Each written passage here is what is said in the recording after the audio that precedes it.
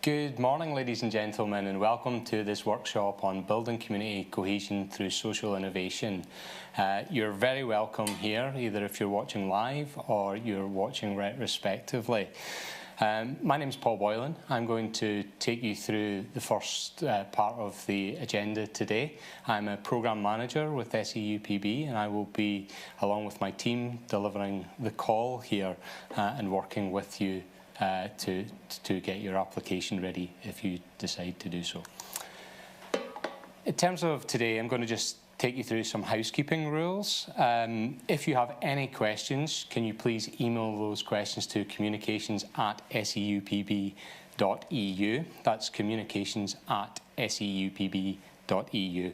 We will pick them up and we will address those questions at the end of today's session. Also, the website will have all of the slides. The SEUPB website will have all of the slides and the supplementary information. If you experience any technical difficulties today, please go ahead and refresh your page in the first instance, and hopefully that will eradicate any issues that you have with your access today. Okay, so I'm going to take the first part of today's agenda and tell you a little bit about SEUPB, the Peace Programme, and I'm going to give you a succinct overview of the call, and then hopefully that will help you ascertain whether or not an application is right for you and your organisation. I will then chat through the application process, how we appraise projects, and give you some hints and tips around some of the project management and how to upload your application to the electronic management system. I'll then hand over to my colleagues in the Irish Government to give a policy perspective. So Andrew Ford from the Department for Rural and Community Development Ireland will give a short presentation. We will then hand over to Lindsay Farrell within the Executive Office, who will give a perspective on the Northern Ireland urban villages, and then we have our keynote today, who is Deirdre Mortel, CEO of Rethink Ireland, who will set out some real practical examples of how social innovation can make a difference at a regional level. Great. We'll then follow that up with some of your questions and answers, and we'll conclude today's session. All in, I'm hoping to conclude this by, say, around 12 o'clock today, so just setting your expectations. Again, edited videos will be uploaded to the website afterwards, should you wish to access them. So, the Special European Union's Programmes Body is a body that was set up under the Good Friday Agreement. We have two sponsored departments, the Department of Finance in Northern Ireland and the Department of Public Expenditure and Reform in Ireland. And we're accountable to the North-South Ministerial Council. We're currently responsible for delivering the Peace 4 and Interreg 5A programmes. We will be responsible for delivering the Peace Plus programme going forward. And we also do a lot of work in the transnational and interregional programmes around European funding. We have offices based in Belfast, Omagh and Monaghan. And please feel free to reach out to us anytime through our website to learn any more about SEUPB. I'm going to go on to talk specifically about the Peace Programme. The Peace Programme is a programme made up of €229 million. It was originally established around the same time as the body, so we're now on the fourth iteration of Peace Programme, and we have Peace Plus coming down the line, as I previously mentioned. We are looking at funding around 85% of any grant award on most projects from the ERDF, and the remaining 50% comes from member states, so that's the departments in Northern Ireland and Ireland. In this case, this call, it's 100% funding can be made available. 85% would come from Europe, and the remaining 15% would be brought by the match funding in the member states. We could spend up to 20% of the programme funding outside the eligible area, and we have done so, so that it benefits the eligible area. So that's just a little bit about the Peace Programme. The eligible area for the Peace Programme is set out on the next slide, and the area encompasses all of the border region of Ireland and the whole of Northern Ireland, and the current programme has exactly the same area. Apologies, I'm just... In terms of the PEACE programme, I'm going to talk to you specifically about the various objectives. We have 4 objectives, which are shared education, children and young people, shared spaces and services, and building positive relations. I'm going to go on to talk specifically about 4.2 and building positive relations. And the reason I'm going to do that is because that's where this current call will be drawn from. It will be 4.2 regional call and the associated outputs and activities alongside that. But just to give you a flavour for where we're at with the shared education, that we have 2 signature projects there which are up and running. We have 11 children and young people projects that are out there. We have, I think it's about 8 shared spaces projects, and currently we have 20 regional projects.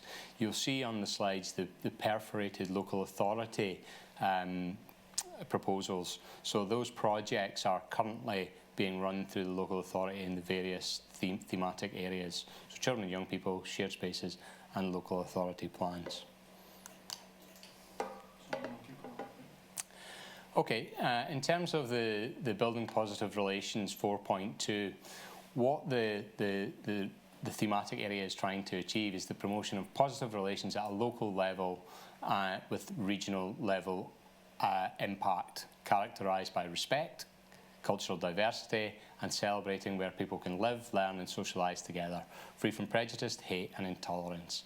And we currently have 20 live projects under that theme, varying from, the IFA doing a Sport Uniting Community project to NIACRO doing some community reconciliation work.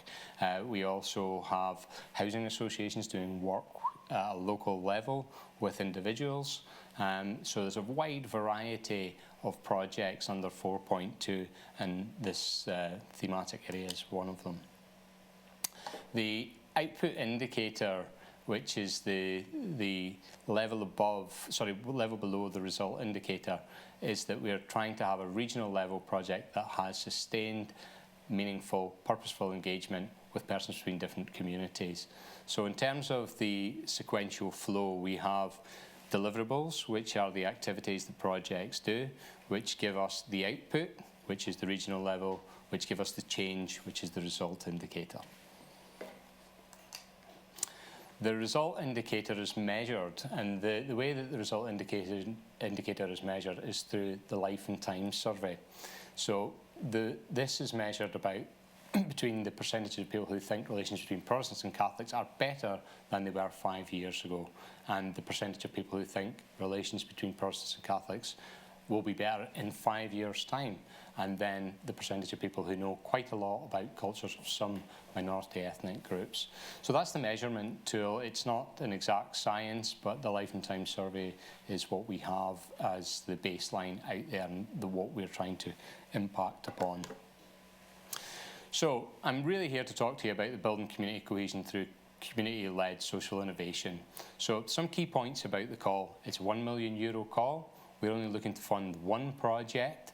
That project should have regional level impact, but we've got very targeted regions that need to be covered within any bid, and I'll come to that a bit later. We're expecting the application to be between 12 and 18 months. It has to be inclusive in nature and ensure it engages that output, which is the meaningful, purposeful and sustained contact between different people of different backgrounds, and it goes towards changing attitudes and behaviours. The anticipated project will reinforce progress towards a peaceful and stable society through the promotion of reconciliation and amongst all the communities. So we're looking for a project that's really going to make a difference and change the way communities see one another.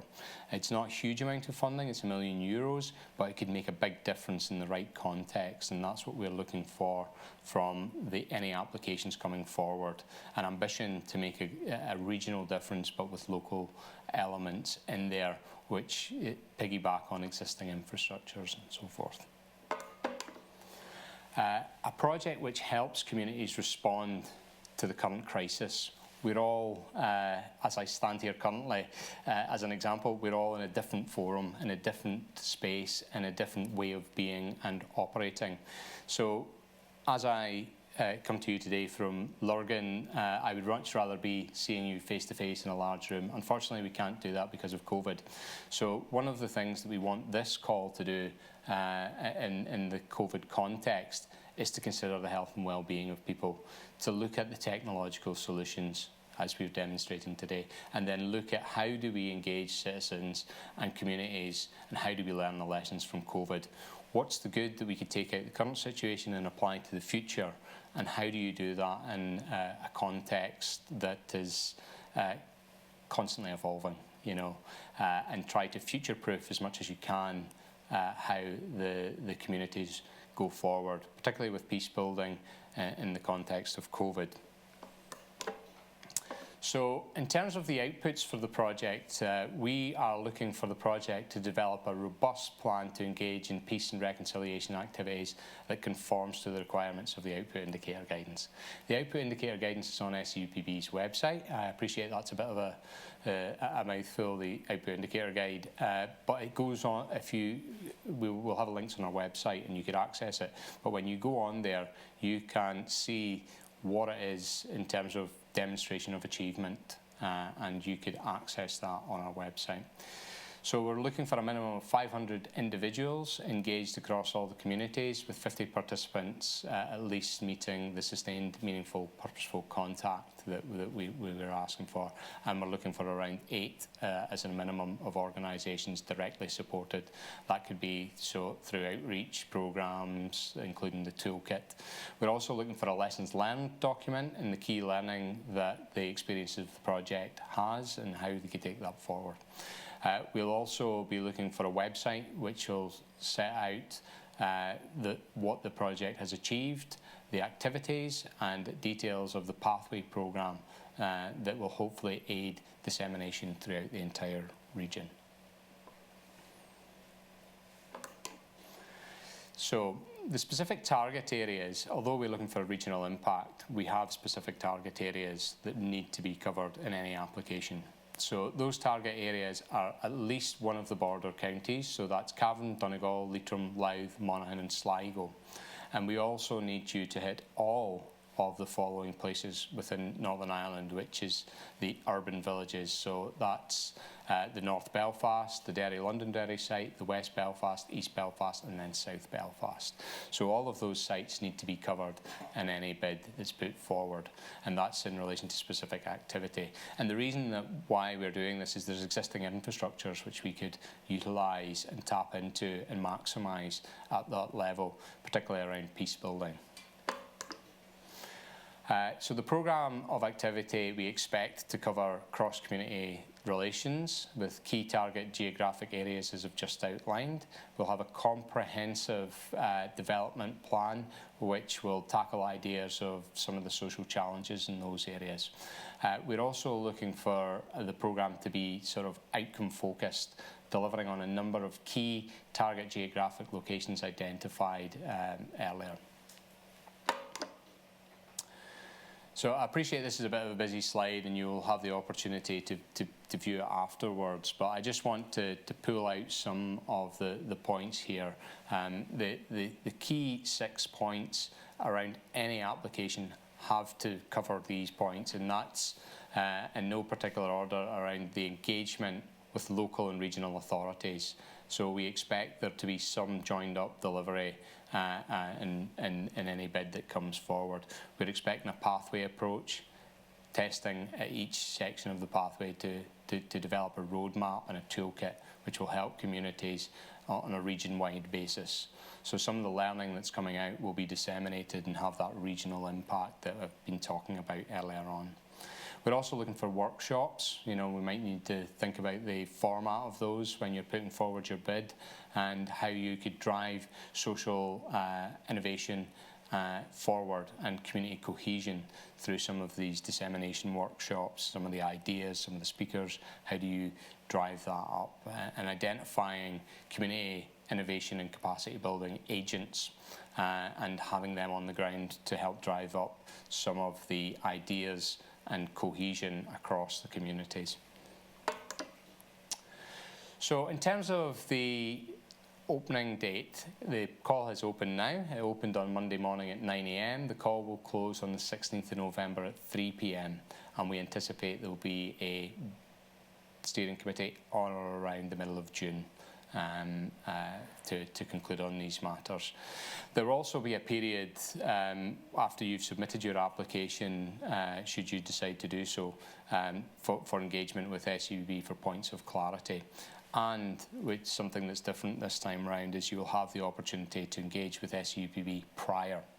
The final slide I have today is around how you do that. You could request a meeting through Siobhan McConnell at SEUPB.eu, and the slide has it up at the end. But that will be an opportunity for you to put forward some of your thoughts or questions to SEUPB, or maybe even wider stakeholders who are engaged in your project, and you want us to come along to provide guidance. So, you know, we're happy to do so. You fill in a short form, you send it in to us, we'll arrange for a virtual meet-up and help you with your application in terms of giving you advice and guidance. We can't write the application for you, but we could certainly give you advice and guidance on any issues that you wish to take up with us. So that's the first part of the presentation about the call. The call document is on our website. Feel free to look through it at your leisure. My contact details are on there also if you wish to reach out and contact me or any of my team, and we'll get back to you fairly quickly and hopefully help answer any of the questions that you have. Okay, I'm going to chat you through the application process and the appraisal and project management elements of the bid, and I'm going to pick out specific elements from the call document which will hopefully help you. And there's a degree of repetition, but I think it's good to have that just to reinforce some of the parameters which we are working within. Okay, so we're seeking one project that will impact on a regional basis, but that project should have the specific urban villages and one of the border counties in terms of specific activity. We anticipate it will be a consortium bid. They always tend to be more successful, bringing a breadth and range of experience, and we anticipate that there will probably be some significant cross-border element to it also, both in the planning but maybe in the partnership. Particular focus will be given to the direct contribution to peace and reconciliation. This is what this is about. It's about trying to use social innovation as a vehicle to build peace. And it's certainly there at the moment, and I feel it's certainly ripe for the taking in terms of making a real difference in the context of coming out of the COVID situation. So I do believe that this call is at the right time to make a difference. Projects will have to demonstrate they're creating the opportunity for the sustained and meaningful contact. This can't be one week they meet in a hall and 50 people gather and then they disseminate, or they met virtually and then they go their separate ways. This has to be purposeful. So we anticipate that you'll look at some engagement with individuals over a sustained period, maybe 6 to 9 months, trying to bring them together, mash up the ideas, to see a way forward, trying to sustain that context with the purpose of making a difference through social innovation. So you're the experts, over to you around social innovation to come forward with the ideas, and hopefully we'll see some exciting ones. In terms of the regional characteristic, we will be creating the toolkit, the pathway. We will have the website, which will have to have regional reach, and you need to think about how you're going to get that out to other parts of the region, not just the urban villages and one of the border counties. So you need to think about that and develop your project with that in mind. The project should address strategic and policy issues of relevance, and we're going to hear from the respective government departments around the policy perspective, and that will maybe set it up into context. But please don't forget about the European perspective. There's lots of work going on in the social innovation and social enterprise space within the European Commission. There's lots of guidance, and we will include links to that on our website also to help you navigate some of that. Again, we're only looking for one project. €1 million is the approximate cost. So if you're using a planning rate, you have to use the planning rate of £1 equaling 1.18 euros. And again, we anticipate the project to be 12 to 18 months in its time frame.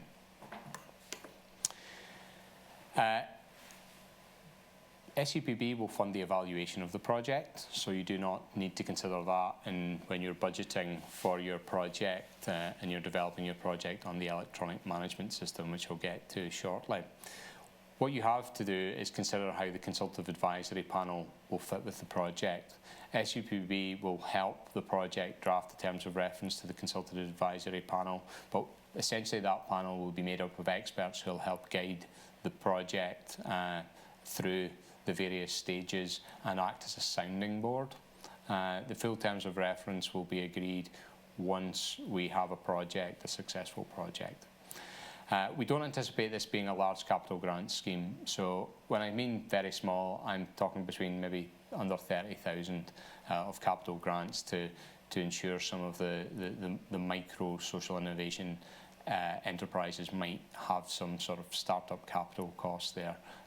So it's very small in terms of that. We anticipate this being mostly costs associated with staffing and report writing and the development of websites and so forth. We don't anticipate that the project will be making large capital investment on the ground.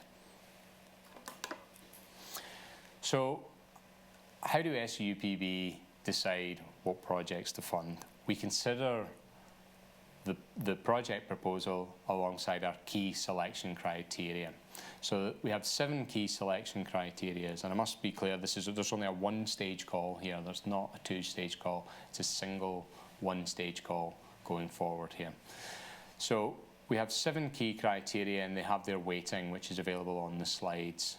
We're working towards the results and outputs, which are absolutely key. The quality of the project design, which needs to be thought through very carefully, particularly beginning with the end in mind, which are the outputs that we're looking for in this case. The cross-community and cross-border cooperation has to be paramount. That's what we're here to deliver, a peaceful society beyond some of the legacy issues. The governance team and project implementation arrangements need to be clear.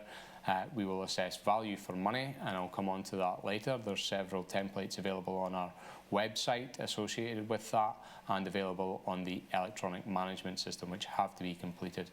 And then sustainable development around how it will be sustained in the infrastructure, but also how you will manage the environment around your project and use that to help further the aims of the project, and the quality.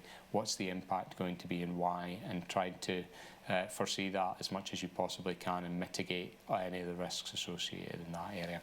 So I'm going to go on to talk a little bit about them all and draw out specific elements from the call so that it could be detailed for you.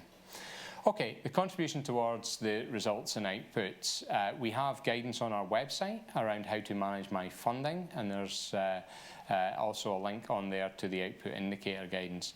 But you need to think about how you're making a direct contribution and how is that going to be measured in terms of any evaluation that SEUPB does, and how is it going to be measured in terms of the result indicator and the health and lifetimes survey.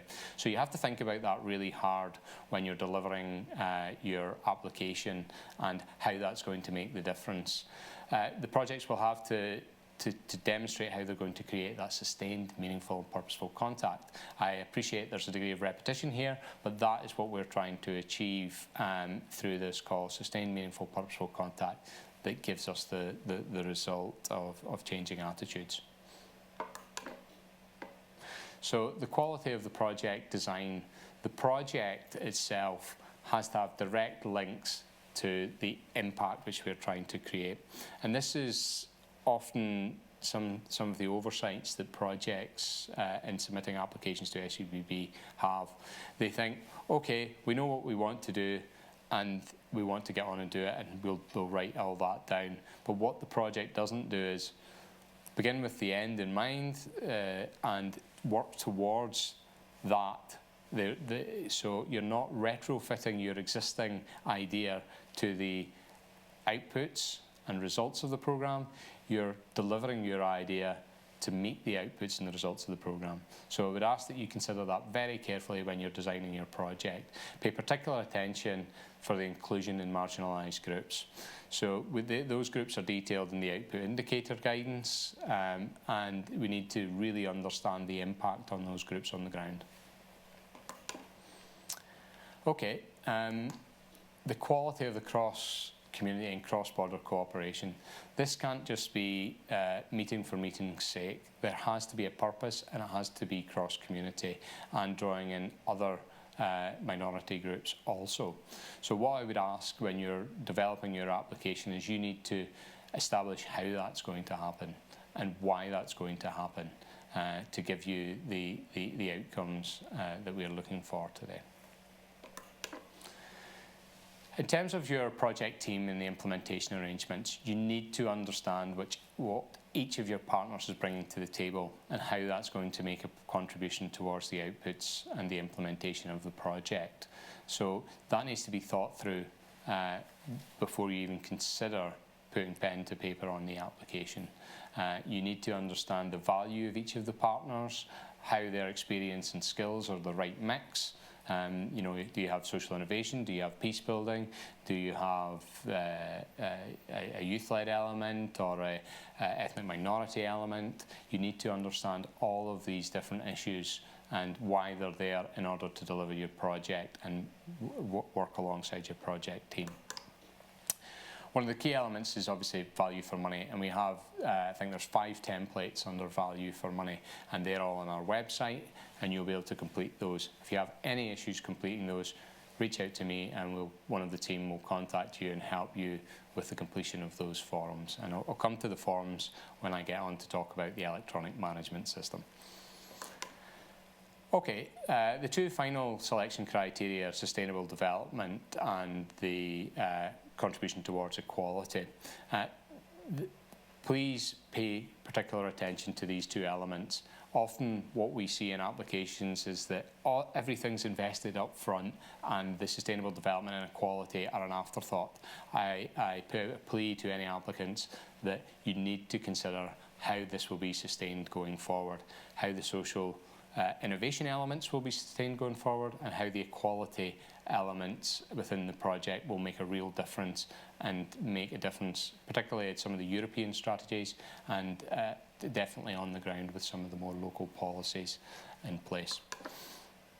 So the scoring criteria, once we've looked at the selection process and we've read the application and looked at each of the elements in detail, the Joint Secretariat scores gives a draft score of the applications and puts that up to the steering committee for consideration, and the steering committee ultimately are the final arbitrators of the applications and the associated funding. So they will do their final score of the application. So you score each of the criteria between 0 and 5. You must score at least a 3, and you must therefore have 60% in order to be considered for funding. After that, it then becomes, in this case, we only have one project that we're looking for, the project with the highest score that certainly fits. There will also be, upon application, an administrative check to check that all the basic forms are in place. So things like your liabilities insurance and your accounts and so forth all come up with the application. But I'll get onto that through the EMS system shortly here. So SEUPB has an electronic management system, and you have to register on that system in order to submit an application for funding. First of all, you have to go online. The links are on our website, and you need to register your name and your project, and we will then give you specific access to that. And if you have any problems, we have a help desk that you can raise a ticket through, and they will be able to support you through the process of applying the application to the EMS system. And that support system is available throughout the entire application process, and if you're successful afterwards, it's available also, as am I and the team, available throughout the entire process to get you the answers to any of the questions that you have. And again, you also have the opportunity to meet with SEUPB through the process. So fairly simple guidance. We have application guidance that sits alongside that on our website, and then there's a ticketing system if you have any issues at all in developing your application. So as you can see on the screen at the moment, there's a screenshot of what the application process or the electronic management system looks like, and what you'll see when you develop your application online in anticipation of submitting it towards a deadline. So we asked for an executive summary. I would ask that you keep this succinct, to the point. What's your project? What are you aiming to do? You need to set out why you're doing it, and some of the details in there around some of the outputs that you're hoping to achieve. This would ultimately, if you're successful, be uploaded to our website. Keep it short, snappy, interesting and clear. That's my advice on that. And then we have, as you work your way through the section 1 of the electronic management system, I ask you to list the main outputs, and there's some drop-down menus and so forth for you there. Section 2 sets out the partnership overview. So you will then detail each of your partners in here. So there's specific documentation in relation to the lead partner, which you'll have to attach, and you'll see a question mark icon. So you'll be able to do that, and all of the icons, you can just hover over them and it gives you a brief explanation of how you do that. You then have to upload the partner budgets and the agreed deliverables for each of the partners. So essentially, when we're reviewing this application, what SEUPB will be looking at in terms of the evidence to support the selection criteria will be the competence and experience of the organisations, the motives for the project and their partnership being there. We then go on to the design of your project. So you have the opportunity to set out with some SMART targets and detail those within there, and the quality of the cross-border cooperation will have to be in there also. I appreciate that I'm just giving you a high-level view now, and it's like anything, once you start doing it, the questions will start to arise, and how you navigate, and we will be there to support you through that process of building your application online. We'll not be able to write your application, but we'll certainly be able to help you through the process of uploading it and putting the details on the website. So within sections 4, 5 and 6, you need to set out the strategic policy context, and our colleagues Andrew and Lindsay will set out some of that in a moment through their presentation. And you need to set out why it's additional. You know, there's existing infrastructure there. There's a lot of work going on in similar spaces, but not this specific space. So you need to understand why we're doing what we're doing in terms of your project, and what you expect to see in terms of additionality. Why is it additional to what's already out there? Okay, in terms of some of the need and demand of your project, it's certainly important that you reach out pre-application and start engaging with communities that you are looking to engage with if you are successful. You need to understand the infrastructure. You need to demonstrate that you understand the infrastructure in the application, because if you don't, your project will be unsuccessful. I don't say that lightly, because the communities are pre-existing. There's existing infrastructures, and they're difficult in terms of trying to untangle some of that, and we want you to be in there understanding it and complementing it when you're putting your options forward. You also need to set out within your applications the options that you consider before arriving at the project proposal which you're putting forward. So in terms of the outputs of the project, they are detailed there: the pathway, the lessons learned report, the pilot website, and ultimately the website which will detail and have regional impact. Within the management arrangements for the project, please describe the management structure for your project. we love organograms. Give us an organogram of how you see the project working. We have a CAP, a consultative advisory panel, which we talked about earlier. How will that fit in with your organogram of the project, and how will it work in practice? You need to also demonstrate that you have the administrative, financial and operational capacity to deliver a project of this size of $1 million. And that, in some instances, will extend to your partners depending on the nature of your project and where the majority of the financial flow will be.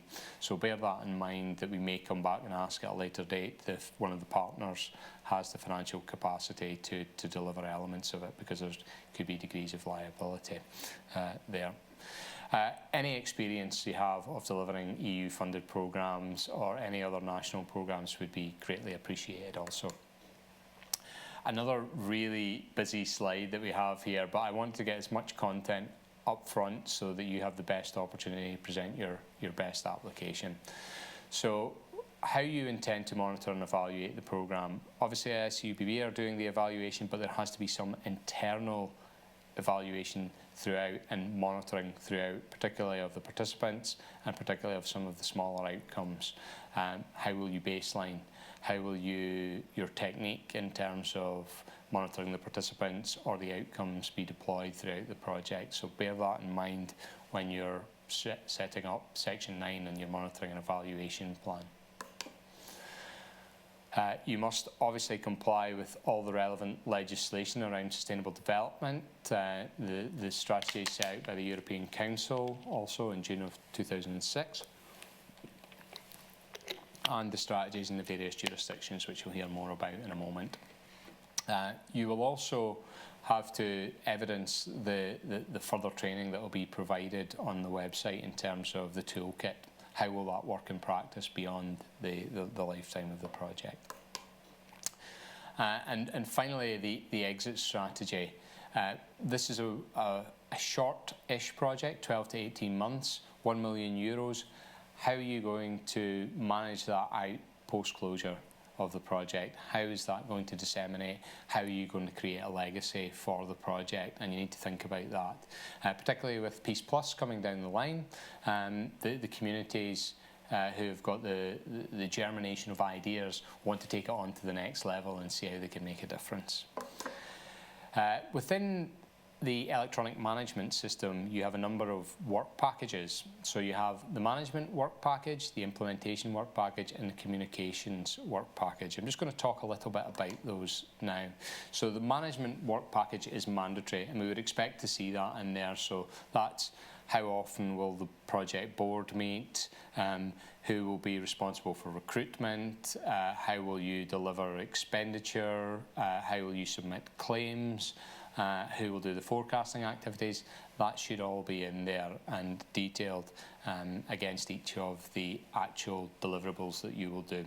So for example, you would say that throughout the lifetime of the project board will meet 5 times. So you would have deliverable of project board meeting 5 times. And we will monitor that, how often did they meet, when, and then you will upload the minutes and everything if you're successful. That's just to give you a brief idea about the management work package. It is mandatory and you need to complete it. The implementation work package, we're setting a maximum limit on this, which is quite unusual, but it's based on our experience to date, that we would only want to see a maximum of 3 implementation work packages. So you might have local, regional and dissemination. Be your 3 work packages, and then you would have all your strands of activity underneath that, setting out what each of the partners will do in terms of the deliverables. So that's just setting some context in terms of the implementation. And then you have your communications work package there, which my colleagues in communications review upon receipt, and they'll give a view of whether or not it meets the required regulatory requirements in terms of the European Commission. But there's also guidance on our website around that. So you could go straight to our website and upload a toolkit which will help you with the completion of the communications work package.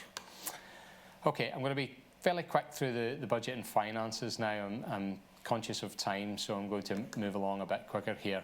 So you have to set out your budget. The budget has to be in euros. The budget has to be down to work package level by period and with the budget headings. And you need to put budgets against each of the three budget headings under management, implementation and communications there. And then the start and end periods also need to be there. There are 6 key budget headings, and we'll need these at a global level for your project. Your staff costs, your office and admin, your external expertise, your travel and accommodation, your equipment costs, and then your investment costs. As I stated earlier, I don't anticipate there'll be significant investment costs in this project. Recruitment costs should be included in external expertise and services, and that should be where it's maintained at all times. So the mandatory attachments, which you'll see when you access the website, are detailed around the staff position, the grade, the recruitment, the basic starting salary. It's all there on our website, and the templates are very straightforward to complete. Just to remember, the project duration, 12 to 18 months is what we anticipate. In terms of budgeting, there's just a couple of key elements specific to this project I want to pick out. That there'll be a flat rate of 15% for overheads for office and admin applied to each of the staff. So that's a flat rate, simplified cost that you could work with. And then the mandatory attachments have to be there, and then there has to be evidence behind those assumptions. So we may request that as part of our points of clarity when assessing your application.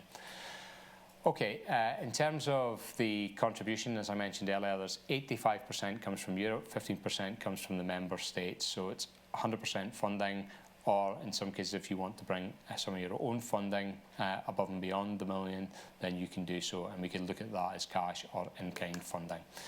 So up on screen now is the timeline. So we're nearing the end of my part of the presentation, and it sets out, obviously we're having the workshop today. You'll have the opportunity to contact SEUPB as the process goes along until the 16th of November. And you can send us a meeting request, and there's a template that we'll then send back to you. And then we'll hopefully meet virtually and be able to answer any of your questions.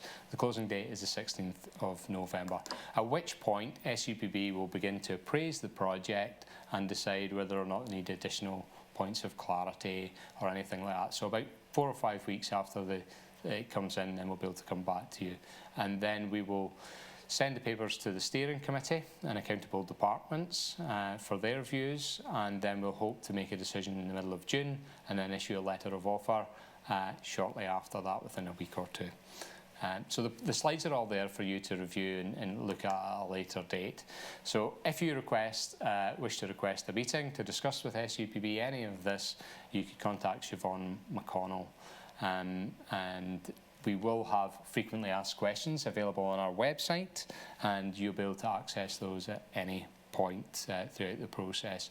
So I would ask that you keep your eyes peeled on the website. As questions come in, we'll continually answer them and then upload them to our website.